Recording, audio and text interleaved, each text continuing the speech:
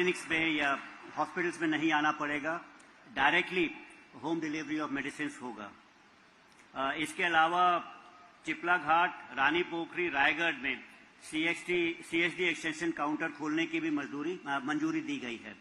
ये भी एक तरह की रिक्वेस्ट मेरे पास आती रहती थी पॉलीक्लिनिक्स के बारे में और CSD एक्सटेंशन काउंटर्स, तो ये दोनों के ऊपर थोड़ी बहुत प्रोग्रेस हुई है।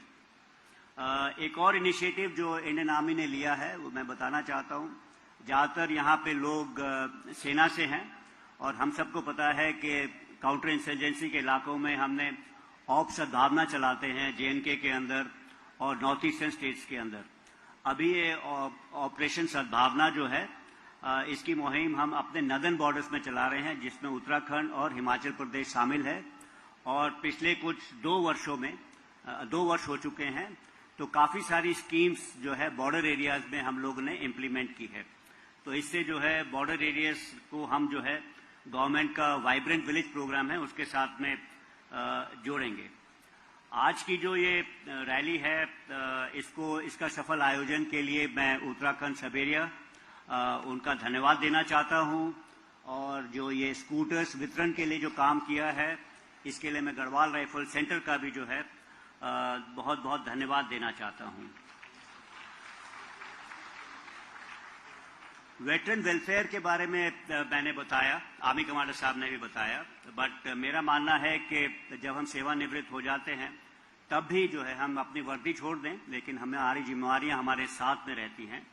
तो कुछ एक मेरे विचार हैं जो मैं आपके सामने रखना चाहता हूं। सबसे पहला है कि देश के भविष्य को आकार देने के लिए अत्यंत ही महत्वपूर्ण भूमिका आप सब लोग निभा सकते हैं।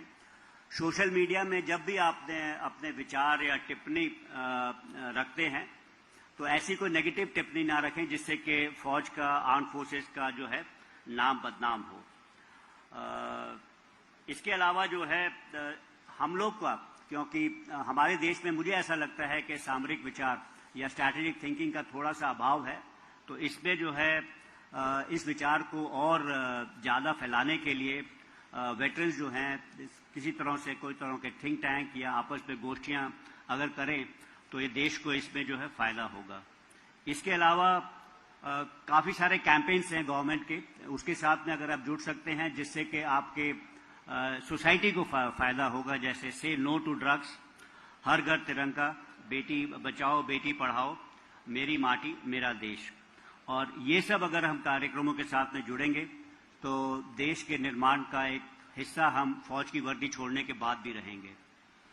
आखिर में मैं एक और घोषणा करना चाहता हूं जो कि मुझे सबेरिया कमांडर ने अभी आने के पहले बताया कि देहरादून में अंदर कैंटीन के सामने हम लोग एक इंटीग्रेटेड वेटरन वेलनेस और सेवा केंद्र खोलने जा रहे हैं, जिसके अंदर जो भी सुविधाएं वेटरन्स की हैं, कैंटीन की है, ECHS की है या आपके पेंशन संबंधी चीज़ें हैं, एक ही स्थान पे आपको मिल पाएंगी।